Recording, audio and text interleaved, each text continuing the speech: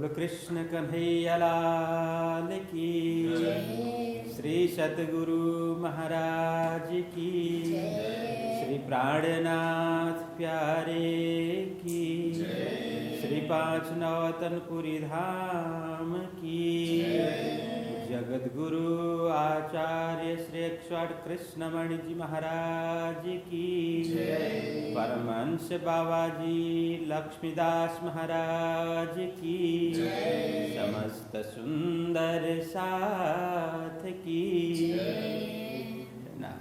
श्री महामति कहे साथ जी, शास्त्र कहे यूं कर, आगे अपनी वितक सो लीजिए चितधार, सो लीजिए चितधार।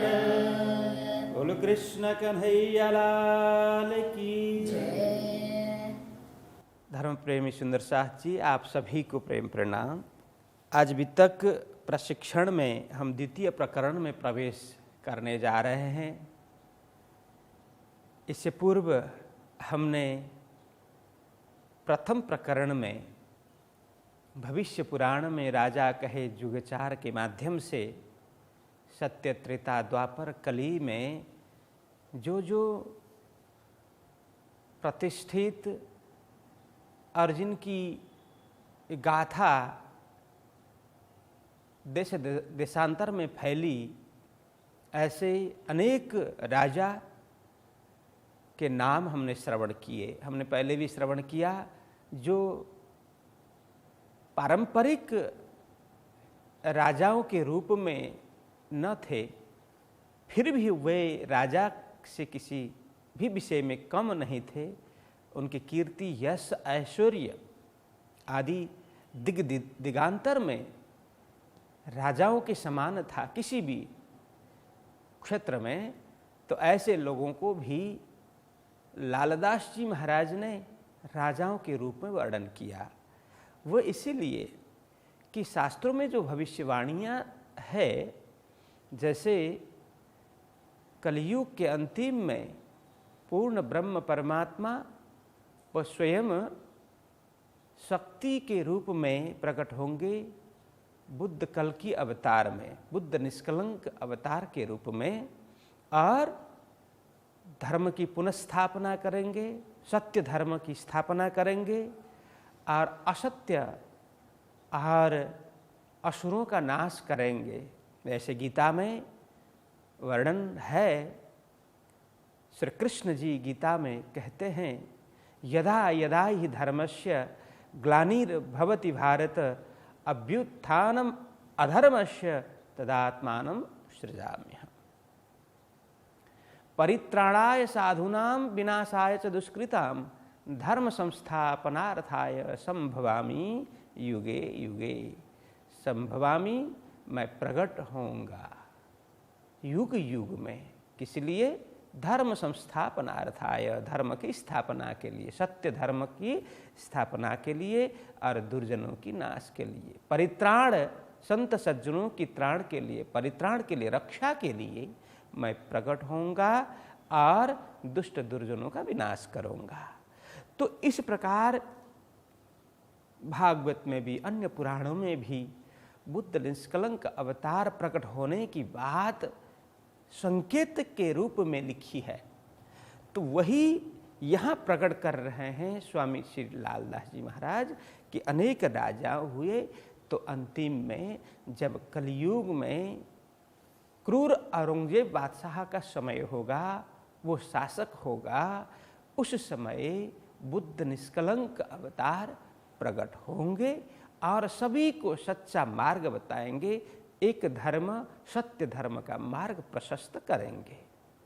तो ये उल्लेख कर रहे हैं, उल्लेख करना चाहते हैं। इसीलिए उन्होंने कहा कि श्री महामति कहे ये साथ जी, शास्त्र कहे यूं कर रहा, आगे अपनी बीतक का सो लीजिए चित्त धर्रा। जो आगे अपनी बीतक, हमारी स्वयं की बीतक है, वो आगे वर्णन होने वाला है, वो कथा है, तो हम उसको हृदयंगम करते हैं, चित्त में धारण करते हैं। तो इस प्रकार की पहले तो भूमिका है, अभी तक प्रथम प्रकरण में भूमिका ही बांधी गई। अब द्वितीय प्रकरण में वे कहते हैं कि ब्रह्म सृष्टि का खेल में आगमन, यह शीर्षक है द्वितीय प्रकरण का। तो उसके माध्यम से अब कथा आख्यान शुरू होती है। तो यहाँ पर हम अब श्रवण करते हैं। अभी 4 चौपाई हम यहाँ से पहले हम श्रवण करते हैं, तो उसके बाद में फिर आगे प्रस्थान करेंगे। तो द्वितीय प्रकरण में अब प्रथम चौपाई हम श्रवण करते हैं। अब काहूँ फेर के मूल मिलावे की भी तक, जैसी आज्ञा धनी की शोभात बुजरा का, पहले मूला अद्वैत में भोम जहाँ इसका, ता प्रेम रब्द में भया हुक्म का, यह खेल देखना की इच्छा उपजाई दोए, अक्षरार शयन को आदि अनादि फल कह सोए, ताके तीना तकरार कहे शोभाए तीनों इंद्र, ताकि बीतक जुदी जुदी माया मिथ्या नट ब्रह्मांड, पहले आज्ञा रे बरसा और 52 दिन, काल माया ब्रह्मांड में खेल मिल निज जाना, काल माया ब्रह्मांड में खेल मिल निज जना।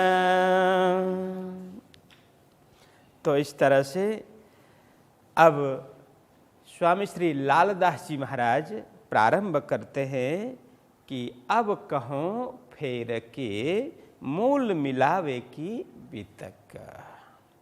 अब लालदास जी महाराज यहाँ अब शब्द प्रयोग करते हैं। अब जैसे संस्कृत के ग्रंथ रचना करते हैं तो वहाँ अथ से प्रारंभ करते हैं, अब उसका अर्थ भी अभी होता है। अब प्रारंभ कर रहे हैं अथ, और अंतिम में इति लिखते हैं, वो पूर्ण है। अथ मतलब प्रारंभ। अब यहाँ हम प्रारंभ करने जा रहे हैं।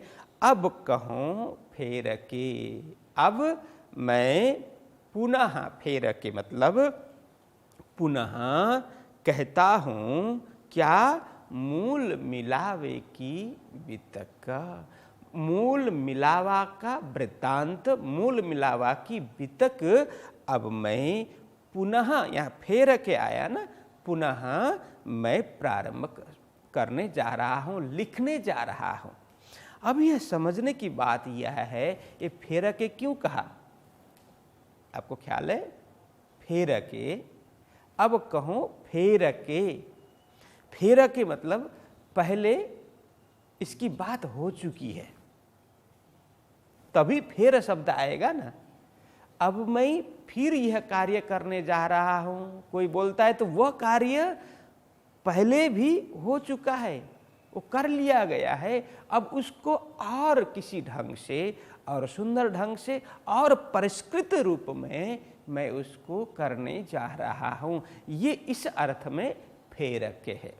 अब कहो फेर के, अब मैं कहने जा रहा हूँ। फेर के मतलब पुनः, जिस कार्य को मैंने पहले कर लिया है, अब सद्गुरु की आज्ञा से मैं पुनः वह कार्य करने जा रहा हूँ। क्या, कौन सा, क्या लिखने जा रहे हैं? कहते हैं मूल मिलावे की बितक। मूल मिलावा की जो बितक है, मूल मिलावा की रहस्यमयी बातें हैं, रहस्यमयी चर्चा है, रहस्यमयी वृत्तांत है, गूढ़ वृत्तांत है, गूढ़ गाथा है, वह मैं पुनः लिखने जा रहा हूँ। इसको मैंने पहले भी लिखा है, पहले भी वर्णन किया है। इसीलिए पहले ही कहा था, लालदास जी महाराज ने पहले ही धाम वर्णन किया है, फिर उसके बाद में ब्रज वर्णन किया है, फिर रास लीला का भी वर्णन किया है। यह प्रमाण है इसके कि वह कहते हैं फेर के मैं पुनः मूल मिलावा की बितक मैं वर्णन करने जा रहा हूँ। जैसी आज्ञा धनी की, मैं अपने बुद्धि बल पर यह कार्य नहीं कर रहा हूँ। मैं क्या कर रहा हूँ? जैसी आज्ञा धनी की, मेरे अंदर बैठकर के धाम धनी जिस प्रकार से कहलवा रहे हैं, जिस प्रकार से मुझे शक्ति प्रदान कर रहे हैं, शक्ति संप्रेषण कर रहे हैं, मैं उसी आधार पर यह कार्य करने जा रहा हूँ। सो बाता बुजरक, बाता मतलब वो बात, वो बुजरक मतलब श्रेष्ठ है। वो क्या? धनी जी की आज्ञा, धनी जी जिस प्रकार से आज्ञा कर रहे हैं, परमात्मा जिस प्रकार से प्रेरित कर रहे हैं, जिस प्रकार से शक्ति प्रदान कर रहे हैं, वो बात है, वो अति बुजरक है, श्रेष्ठ है, महिमावंत है, महिमावान है। अब इस तरह से मूल मिलावा की बितक। अब यहाँ समझने की बात यह है कि मूल मिलावा किसको बोलते हैं? मूल बैठक, जहाँ पर मूल बैठक है। इस संसार में ब्रह्म आत्माओं की सुरता आई, खेल देखने के लिए सुरता आने से पूर्व वो जहाँ जिस कक्ष पे, जिस भूमि पे, जिस स्थान पर बैठी ब्रह्म सृष्टियाँ, वो धाम धनी के चरणों में, चरणों के इर्द गिर्द उस परिधि में बैठी, वो स्थान को मूल मिलावा कहते हैं। संक्षिप्त में जाने तो परमधाम, जब ये संसार निर्माण नहीं हुआ था, जब कुछ भी नहीं था, दृश्यादृश्य जगत कुछ भी नहीं था, उस समय एक ही पूर्ण ब्रह्म परमात्मा हुआ करते थे और उनका परमधाम था, जिसको शास्त्रों में अलग अलग रूप में वर्णन किया है। उनकी ही लीला विस्तार है अक्षर, उनका ही लीला विस्तार है क्षर भी, जिसको शास्त्रों में द्वाविमौ पुरुषौ लोके क्षरसाक्षर एव च क्षर सर्वाणि भूतानि कुटस्थो अक्षरः उच्यते, ऐसा गीता में वर्णन किया है। मतलब शास्त्रों में विशेष करके क्षर एवं कुटस्थ अक्षर, ये दो पुरुषों के वर्णन मिलते हैं। तो ये दोनों से भिन्न उत्तमः पुरुषवास्तु अन्य परमात्मा इति उदाहरित है। तो जिसको परमात्मा को क्या कहते हैं? ये दोनों पुरुष से भिन्न, वो क्षर भी नहीं है, अक्षर भी नहीं है, जो शास्त्र में वर्णित है, इन दोनों से उत्तम है, श्रेष्ठ है, जिसको उत्तम पुरुष कहा है। वो उत्तम पुरुष जिसको पूर्ण ब्रह्म परमात्मा कहा गया है, वो उनका ही अस्तित्व था और उनका ही अस्तित्व है। बाकी उनकी ही लीला के रूप में अक्षर ब्रह्म प्रकट होते हैं और अक्षर ब्रह्म के द्वारा नारायण की सृष्टि होती है, फिर ब्रह्मा विष्णु महेश की सृष्टि होती है, फिर यह 14 लोक ब्रह्मांड का निर्माण होता है और ब्रह्मा जी निर्माण करते हैं, विष्णु जी पालन करते हैं और शंकर इसका संहार करते हैं। आदि आदि प्रसंग हम विराट के माध्यम से समझ सकते हैं।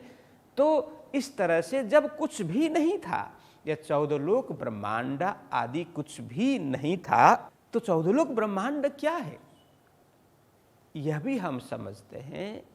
जब अभी तो जिस स्थान पे हम बैठे हैं इसको हम क्या कहते हैं, मृत्यु लोक। इसको पृथ्वी भी कहते हैं, मृत्यु लोक भी कहते हैं, आदि अनेक नाम इसके हैं। और शास्त्र में इससे नीचे 7 लोक के वर्णन है, जिसको 7 पाताल कहते हैं, और इसके ऊपर 6 लोक और है। तो इसके साथ में, पृथ्वी के साथ में टोटल 14 होते हैं। तो उसको 7 स्वर्ग भी, इससे ऊपर 7 स्वर्ग भी कहते हैं। तो सत्यलोक पर्यंत ये सबको स्वर्ग के रूप में वर्णन किया है। और पृथ्वी से नीचे जो अतल है, अतल बीतल सुतल तलातल महातल रसातल पाताल, ये सबको 7 पाताल के रूप में वर्णन किया है। यह कुछ भी नहीं था। इससे ऊपर जो अलग अलग लोक है, अष्टावरण है, ज्योति स्वरूप है, उसके अंदर ही गायत्री शक्ति आदि है, महतत्व आदि, ये कुछ भी नहीं था। आदि नारायण की उत्पत्ति नहीं हुई थी। और उसके ऊपर जो बेहद भूमि वो भी नहीं था, और उसके ऊपर अक्षर ब्रह्म भी नहीं थे कह सकते हैं, क्योंकि वो तो सभी पूर्ण ब्रह्म परमात्मा का ही तो विस्तार है। वो सच्चिद आनंद के रूप में वो अकेले ही रहते थे। लीला विस्तार के लिए, आनंद के लिए उन्होंने सब कुछ परम धाम भी विस्तार किया, अक्षर ब्रह्म को भी बनाया। उनके मन स्वरूप ही है, मन की ही सृष्टि है, मन का ही एक रूप है, इसलिए उनको बाल स्वरूप कहा गया। अक्षर आदि कहने का तात्पर्य कुछ भी नहीं था, दृश्य अदृश्य जगत कुछ भी नहीं था। आज जो हम देख रहे हैं ऐसा कुछ भी नहीं था। उस समय एक ही पूर्ण ब्रह्म परमात्मा अपने आनंद में, अपने मस्ती में, सतचिद आनंद स्वरूप में मस्त रहते थे। उन्होंने विस्तार किया परम धाम का, और वहीं से अनेक सखियां प्रकट हुई। आदि आदि वर्णन हम बाद में वाणी के माध्यम से भी श्रवण कर सकते हैं। और वाणी के माध्यम से परम पूज्य आचार्य महाराज श्री ने जो प्रशिक्षण दिया, उसमें भी कई बातें हमने श्रवण की, कई समझने का प्रयत्न किया ही है। वाणी में इसका विशद वर्णन है। अभी इसको व्याख्या के रूप में न जाकर हम इतना ही समझें, जब कुछ भी नहीं था तब एक ही पूर्ण ब्रह्म परमात्मा एवं परम धाम था। और वहां परम धाम में कौन? परमात्मा के साथ में उनकी आह्लादिनी शक्ति श्यामा जी एवं उनकी अनेक शक्तियां, जिसको हम 12,000 ब्रह्म प्रिया, ब्रह्म की जो प्रियाएं हैं, ब्रह्म की प्रिया मतलब ब्रह्म सृष्टि, ब्रह्म प्रियाएं वहां आनंद उल्लास में रहते थे परम धाम में। और वहां की बात है, यह परम धाम 25 पक्ष में विभाजित है, 25 पक्ष में विभाजित है। और उसमें कहते हैं मूल स्थान में, मूल केंद्र में एक दिव्य धाम है, जिसको रंग महल कहते हैं। वो 9 भौम 10वीं आकाशी से सुशोभित है। रंग महल, रंग का आनंद, रंग का अर्थ ही आनंद होता है, ये रंग का अर्थ है कोई किसी रंग से नहीं है, रंग महल मतलब आनंद का महल। वो आनंद ही आनंद, वहाँ कोई दुख नहीं, कोई दर्द नहीं, कोई तेरा नहीं, कोई मेरा नहीं, कोई रोग नहीं, कोई पीड़ा नहीं, आनंद ही आनंद। वहाँ आनंद का कोई पारावार नहीं है। इस प्रकार का रंग भवन, रंग महल वहाँ पर परमधाम के केंद्र में सुशोभित है। वो नवभौम एवं 10वीं आकाशी के रूप में सुशोभित है। तो उसकी अलग अलग विशेषताएं हम बाद में कभी समझने का प्रयत्न करते हैं। जिसको कहा कि नवभौम 10वीं आकाशी, तो प्रथम भौम में विशेष करके कहा कि अनेक वहाँ पर विशेषताएं हैं, लेकिन सर्वाधिक विशेषता किसकी है? मूल मिलावा। मूल मिलावा की शोभा है प्रथम भौम में, सर्वाधिक शोभा है, सर्वाधिक विशेषता है। यह परमधाम जब चिंतन करते हैं, इसको चर्चने के माध्यम से हम चिंतन करते हैं, तो हमें ज्ञात होता है कि परमधाम के एक एक कण में वो तो अनंत विशेषताएं हैं, उसका कोई वर्णन व्याख्या नहीं हो सकता। किंतु हमें समझ में आए, हमें कुछ हमारा चित्त उसमें थोड़ा चिपक जाए, उसमें चिंतन करने लग जाए, एक आलंबन के लिए, एक सहारा के लिए वर्णन कर दिया कि परमधाम के प्रथम भौम में मूल मिलावा की दिव्य शोभा है। जैसे रंग महल के आगे चांदनी चौक है, जिसमें हरा लाल वृक्ष की शोभा है। जैसे हम ऊपर जाते हैं, 100 सीढ़ी चढ़ के ऊपर जाइए, दर्शन सन्मुख धनी जी के दर्शन पाइए। तो 100 सीढ़ी चढ़ करके जैसे ऊपर जाते हैं, वहाँ अंदर जैसे प्रवेश करते हैं, कहते हैं पहले तो 4 चौरस हवेली आते हैं, उसमें 5वां जो गोल हवेली है उसी को मूल मिलावा कहा गया है। तो यह बात इसीलिए हम कर रहे हैं कि मूल मिलावा की बात जैसे लालदास जी महाराज यहाँ सुना रहे हैं ना, कि अब मैं ही धनी जी की आज्ञा से मूल मिलावा की चर्चा करने जा रहा हूँ। तो ये चर्चा किस प्रकार से मूल मिलावा की हुई? तो इसीलिए परमधाम तो आनंद ही आनंद का स्थान है, वहाँ आनंद के अतिरिक्त कुछ है ही नहीं। सुखी सुख सुख कहो, आनंद कहो, शांति कहो, मस्ती कहो, हर्ष उल्लास कहो, कुछ भी शब्द प्रयोग करो, वहाँ आनंद ही आनंद है। आनंद के अतिरिक्त कुछ भी नहीं है।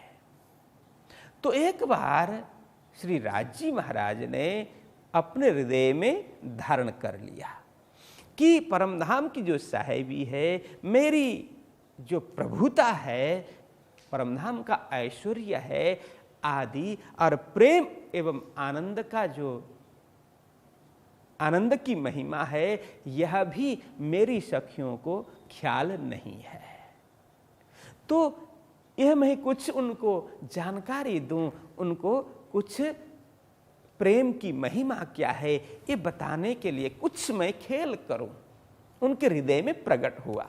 अभी तक सखियों को आनंद के अलावा कुछ भी ख्याल नहीं है। जैसे मछली पानी में रहती है, लेकिन पानी की कीमत मछलियां नहीं जानती, क्योंकि वो पानी में ही जन्मी, पानी में ही बड़ी, पानी में ही पल रही, इसीलिए वो सब कुछ जीवन पानी ही है। किंतु मछली को पानी का पता नहीं चलता, पानी का महत्व क्या है पता नहीं चलता है। कब पता चलेगा? थोड़ी देर मछली को पानी से अलग कर दिया जाए, पानी से पृथक कर दिया जाए, तब मछली को पता चलता है कि पानी क्या चीज है। जब पानी से अलग होते ही तड़पने लगेगी, बिलखने लगेगी और सांसें अटकने लगेगी, तब मछली को पता चलेगा कि हो पानी क्या चीज है, पानी तो मेरा जीवन है, सब कुछ पानी है। तब मछली को पता चलेगा, तब तक उसे पानी का कोई महत्व पता नहीं चलेगा। इसी तरह से आनंद के ही सागर में डूबते उतरते रहने के कारण सखियों को आनंद क्या चीज है वो मालूम ही नहीं था। इसीलिए धनी जी ने सोचा, विचार किया कि सखियों को मैं वो आनंद के विषय में कुछ जानकारी दूं, कुछ बता दूं। इसलिए तो कहते हैं ना, पहले लई हक के दिल में, तापीछे आए माहे नूर, तापीछे हादी रूहन में, यूं कर हुआ जहूर। पहले तो श्री राज महाराज ने अपने हृदय में धारण कर लिया कि यह खेल दिखा करके किसी भी तरह से सखियों को मेरी साहेबी और परमधाम का ऐश्वर्य है मैं बताऊं कि परमधाम आनंद ही आनंद की भूमि है, इश्क ही इश्क है, वहाँ प्रेम के अलावा इश्क मतलब प्रेम, प्रेम कहो इश्क कहो कुछ भी नहीं है। तो ऐसी भूमि में राजी महाराज ने सोचा कि कुछ मैं अपनी साहेबी दिखाऊं, परमधाम का ऐश्वर्य दिखाऊं। तो हाँ, तो कहते हैं एक पातशाही अरस की और वाहिदत का इशक, तो देखलाओ ने रूहन को पहले दिल में लिया हक। जैसे पहले मैंने एक चौपाई कही थी कि पहले लिया हक के दिल में, तो आनंद के सागर में रहने वाले सखियों को वो अपनी पातशाही मतलब अपनी जो साहेबी है और परमधाम का ऐश्वर्य है, तो वहाँ का इश्क, वहाँ का आनंद, वहाँ की मस्ती वो बताने के लिए रूहन के दिल में यह इच्छा प्रकट कर दी। पहले तो राजी महाराज स्वयं ने अपने हृदय में धारण कर लिया। तो वहाँ के विषय में स्वयं प्राणनाथ जी महाराज कहते हैं वो भूमि किस प्रकार की है, तो एक इश्क धनी बिना, वहाँ परमात्मा के बिना कोई सखियों को नजर नहीं आती थी। परमधाम परमात्मा, वहाँ का प्रेम, वही उनका खाना पीना सब कुछ वही था, प्रेम ही प्रेम। धनी के प्रेम के सिवाय सखियों को कुछ भी नजर नहीं आता था और कुछ भी सखियां जानती नहीं थी। तो खेले बोले गाए लड़े सो सब इश्क माहे, ये वाणी की चौपाई है, बहुत सुंदर चौपाई है। सब कुछ इश्क के रूप में प्रेम के परिधि में रह करके, प्रेम में ही मस्त हो करके उनका सब कुछ समय बीत रहा था। वहाँ के हिसाब से तो समय कुछ बीतता नहीं है, यहाँ समझाने के लिए ये प्रयोग कर रहे हैं। वो इस तरह से अखंड आनंद में मस्त रहते थे, वहाँ सब कुछ प्रेम ही प्रेम था। उस समय राजी महाराज ने सोचा कि सखियों को कुछ ज्ञान दे दें, कुछ भान में उनको लाया जाए कि मेरा प्रेम क्या है, मैं कौन हूँ, परमधाम क्या चीज़ है, परमधाम का ऐश्वर्य है क्या है, ये सब मैं किसी भी कारण से सखियों को बताऊं, ऐसा उन्होंने सोचा। और इसमें अलग अलग प्रसंग है। जैसे ही उन्होंने सोचा, सोचते ही कुछ न कुछ सखियों के अंदर हलचल पैदा हो गई। उन्होंने संकल्प मात्र किया था, मन में विचार मात्र किया था और सखियों के अंदर कुछ न कुछ हलचल शुरू हो गई। और कहते हैं अलग अलग रूप में, तो कहीं तो बोलते हैं कि कहीं खेलने के लिए, क्रीड़ा के लिए बाहर गए थे, वहाँ खेलते खेलते तो राजी महाराज कहीं गिर गए और गिरने का अभिनय किया उन्होंने। फिर उसके ऊपर कई श्यामा जी के साथ साथ में कई सखियां गिर गईं। राजी महाराज ने उनको ताना देते हुए कहा, तुम मुझे प्रेम नहीं करती, यदि प्रेम करती होती तो यह ऐसा प्रसंग नहीं आता, मुझे उठाने के लिए सब आती, लेकिन मेरे ऊपर सब नहीं गिर गई होती आदि। उनको वो खेल दिखाने के लिए, तो सखियों के अंदर ऐसा भाव जगा कि नहीं, राजी क्या कह रहे हैं, हम तो इतना प्रेम करते हैं, प्रेम के अतिरिक्त हमें कुछ भी तो ख्याल नहीं है, राजी तो हमें हमारे जीवन है, वही तो जीवन आधार है, सब कुछ वो मन में विचार करने लगी। राजी से फिर संवाद में उतर गई, ऐसा भी प्रसंग है। और कई लोग बोलते हैं कहीं क्रीड़ा का ऐसा कोई प्रसंग है नहीं, तो राजी महाराज तो कहाँ पर, तीजी भौम की जो पड़साल, ठौर बड़े दरवाज विशाल, वहाँ का प्रसंग है। राजी महाराज बैठे थे उसी समय, जैसे रोज अक्षर ब्रह्म दर्शनार्थ आया करते हैं, दर्शन करके फिर लौट जाते हैं, मनमुक्त होकर के लौट जाते हैं, उस समय का ये प्रसंग ऐसा भी ज्ञानी जन बताते हैं कि जैसे वहाँ पर संवाद चल रहा था, राज श्यामा जी सिंहासन पर विराजमान थे, उसी समय सखियाँ आकर के घेर करके बैठी, प्रेमपूर्व में सब मस्त थी, उसके अतिरिक्त कुछ भी नहीं था।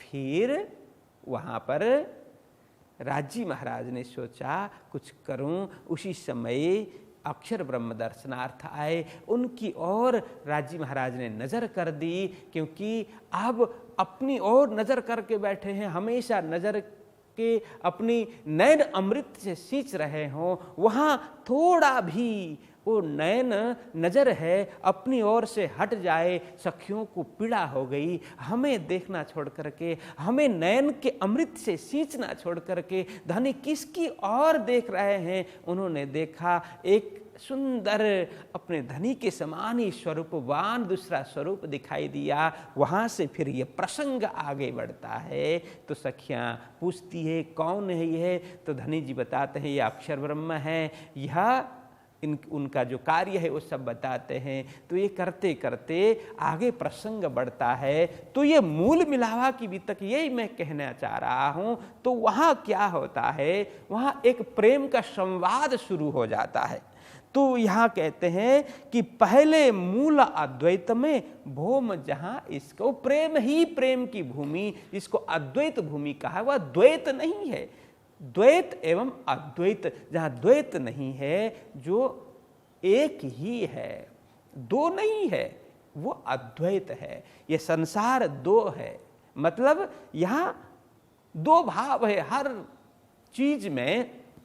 यह इसलिए इसको विनाशशील कहा, इसको नाशवान कहा। वो अद्वैत है, वहाँ दो नहीं है, एक ही है, सभी वो एक ही से है, इसीलिए अद्वैत है। मूल अद्वैत भूमि की जो बात है, जहाँ जो भूमि, जिस भूमि को कहा इश्क की भूमि, भौम जहाँ इश्क, वो इश्क की भूमि, तहाँ प्रेम रबद में भया हुक्म हक, वहाँ प्रेम संवाद चलने लगा। प्रेम संवाद, कोई विवाद नहीं है, ये संवाद चलने लगा। क्या संवाद? धनी जी ने कहा मेरा प्रेम सबसे अधिक है, तो श्यामा जी ने कहा नहीं नहीं मेरा प्रेम सर्वाधिक है, तो सखियों ने कहा नहीं हम सबसे अधिक प्रेम करते हैं। इस तरह से वो प्रेम के संवाद वहाँ चलने लगा, किसका प्रेम अधिक है। तो इस तरह से जब प्रेम का संवाद चलने लगा तो धनी जी की आज्ञा हो गई। अब ये बहुत सुंदर वृत्तांत है। तो धनी जी ने समझाया प्रेम तो मेरा ही अधिक है, लेकिन तुम लोग समझ नहीं रही हो।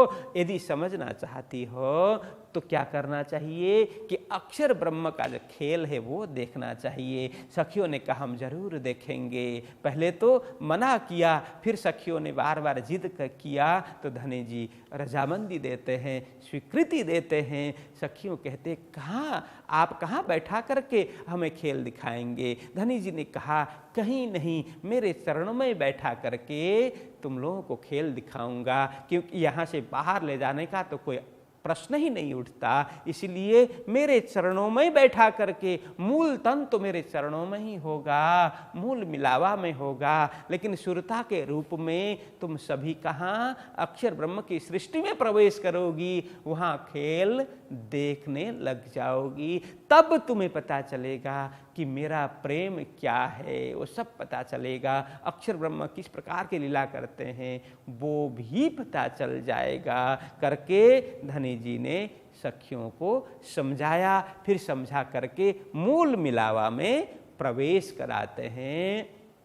प्रथम भौम शोभाति भारी, बैठे सिंहासन श्री जुगल बिहारी। वो शुक्रवार की परिक्रमा में भी वहाँ का प्रसंग आता है। मूल मिलावा का वर्णन हम सभी जानते हैं। तो इस तरह से मूल मिलावा वहाँ पर धनी जी सभी सखियों को मूल मिलावा में पहुँचाते हैं। तो पहले मूल अद्वैत में भोम जहाँ इश्क तहाँ प्रेम रबद में भया हुक्मा हक, इस तरह से अब मूल मिलावा में धनी जी पहुँचाते हैं। तो आगे क्या कुछ प्रसंग चलता है, ये कुछ चौपाई है, थोड़ा हम इस तरह से जाना चाहते हैं कि फिर उसके बाद में जब कहानी शुरू हो जाएगी तो इसमें विलंब नहीं होगा। इसमें कुछ चौपाइयाँ हैं तो अच्छी तरह से हम श्रवण करते हुए जाएं ताकि हमें कोई भी संदेह ना रहे। इस तरह से मूल मिलावा तो यहाँ प्रवेश करके आज पूर्ण करते हैं। फिर क्या कुछ कैसे खेल में प्रवेश किया वो कल हम प्रसंग लेंगे। बोलो कृष्ण कन्हैया लाल की।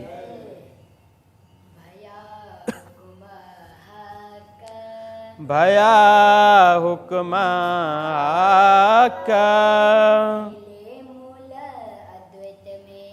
पहले मूल अद्वैत में भोम जहाँ इश्क तहाँ प्रेम रब्द में भया हुक्मा हक